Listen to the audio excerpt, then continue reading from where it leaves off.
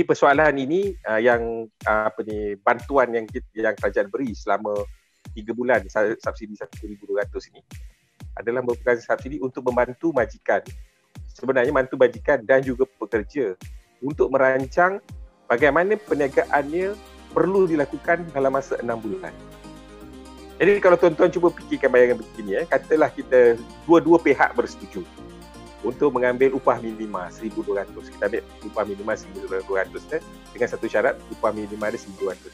Jadi maksudnya dengan bantuan 1,200 ni tadi, majikan keluar 600, kerajaan bagi 600 diberi kepada pekerja, dapat 1,200. Kan? Jadi majikan yang sepatutnya bayar tadi 1,200, dia dah dapat bantuan selama 600, dia boleh langsungkan lagi 3 bulan. Sebab itu pandangan yang dibawa oleh kerajaan tadi dibentuk dalam bentuk bantuan. Dalam bentuk bantuan. It's assistance. Kita mesti ingat berbeza dengan subsidi. Ini adalah bentuk assistance, bentuk bantuan. Jadi membolehkan mana-mana majikan yang mempunyai masalah kecairan dalam tempoh yang setingkat ini dapat hidup selama 6 bulan. Jadi dalam peringkat majikan pula, kalau kita dapat merancang hari ini, menukar dan mula memikirkan dan pekerja bersama-sama memikirkan bagaimana perubahan dan bantuan ini dapat membantu kita untuk terus berlangsungkan perniagaan dalam kaedah baru, kan? Itu adalah sebaiknya. Jadi salah satu perkara yang penting juga yang kita perlu lihat juga, bantuan majikan ni, kepada majikan ni bagi mereka yang ada sokso. Ada juga yang mengatakan bahawa yang ada sokso, yang ada pekeso. Jadi bagaimana yang tak ada? Yang tak ada ni ada bantuan dia. Bantuan dia di bawah LHDN, iaitu bantuan one off sebanyak RM3,000. Jadi kita tengah menunggu juga kita tengah menunggu daripada LHDN bentuk bagaimana permohonan yang dibuatkan. Sebab selain daripada itu, perlu diingat pekerja juga, pekerja selain dia tak dapat gaji dia, walaupun dia tak dapat gaji dia tetap mendapat, siapa yang dapat BSH itu sudah cukup, BSH bantuan 1,000 dan juga 1,200, 200 ringgit. Itu pun dah membantu juga untuk 2 bulan, untuk April dan juga Mei. Jadi sedikit sebanyak bantuan-bantuan yang diberikan oleh kerajaan sepanjang tempoh PKP, saya panggil bantuan dalam bentuk PKP semasa PKP dia berlangsung, sedikit sebanyak telah dapat meringankanlah beban majikan dan juga pekerja. Jadi dalam usaha ini, untuk kita menjayakan kaedah ekonomi kita dalam bentuk yang berbeza, kita perlu buat pengorbanan sedikit dan memikirkan cara bagaimana bentuk perniagaan atau cara proses perniagaan itu untuk berubah. Mungkin dulu kita ada banyak proses, prosedur dan sebagainya. Mungkin melalui kaedah ini juga, secara tak langsung memaksa kita untuk memikirkan cara bagaimana meringkaskan prosedur kita.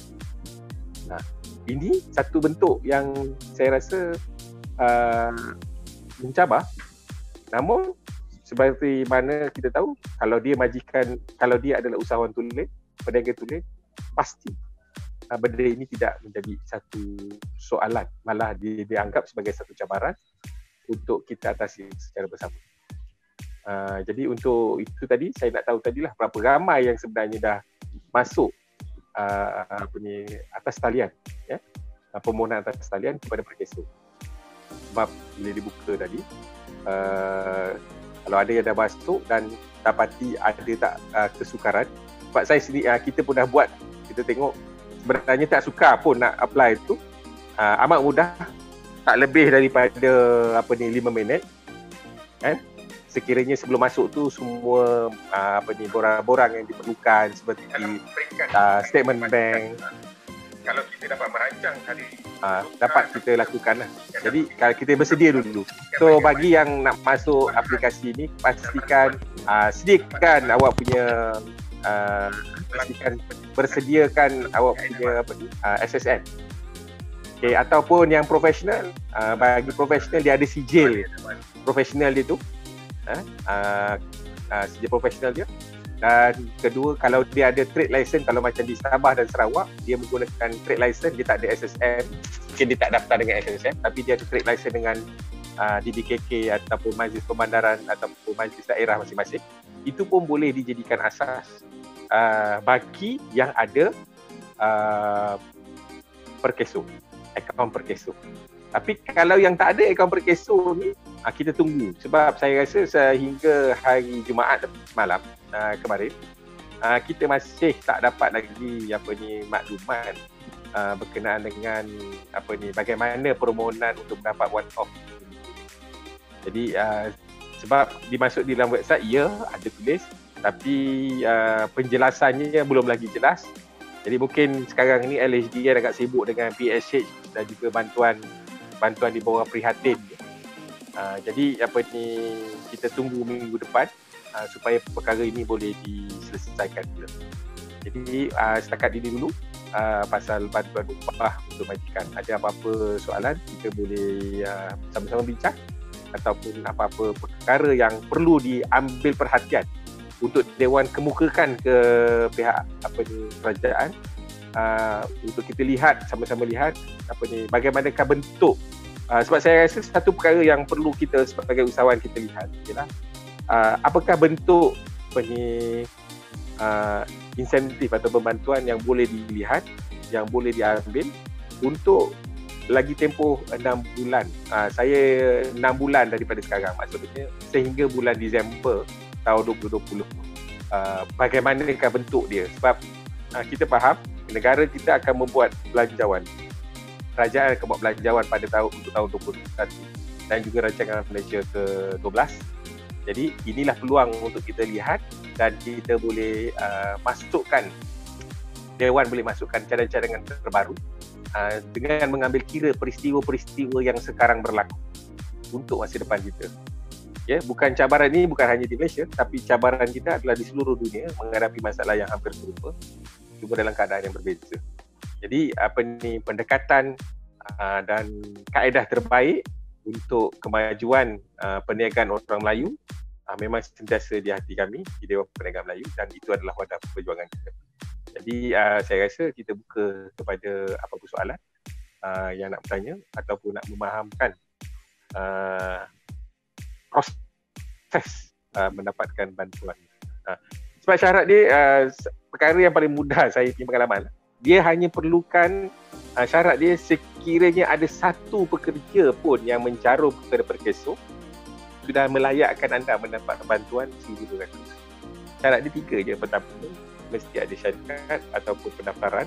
Kedua, masukkan nama bank you yang untuk dicarumkan, yang nak bayarkan. Yang ketiga, pekerja yang mencarum. Itu saja. Jadi amat mudah, tak sampai pun 5 minit lah. Saya kata 5 minit ni mungkin ada yang terlambat ke apa, tapi tak sampai 5 minit. Dan pastikan dokumen-dokumen anda tu telah pun contohnya macam sijil SSM yang saya kata tadi, bank tadi dan sebagainya, itu anda telah pun snap gambar dia sebab dia minta secara upload kan. Anda telah pun snap gambar dia, dan banyak aplikasi ada dalam aplikasi Play Store untuk anda gunakan, sama ada di bawah SM Scanner ke atau menggunakan sebagai picture ke untuk di-upload nanti.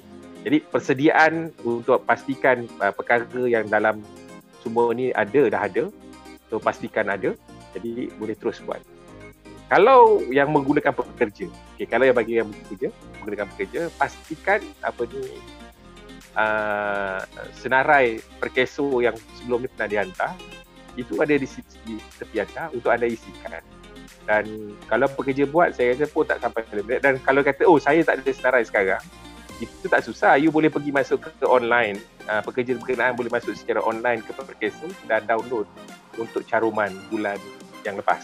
So senarai nama pekerja-pekerja yang perlu dicarum pun dah ada, maklumat ada di situ. Boleh gunakan maklumat yang sama untuk masuk dalam online. Jadi saya rasa itu tak sukar. Dan saya mengucapkan terima kasihlah kepada perkeso sebab memudahkan pengisian borang-borang ni tadi.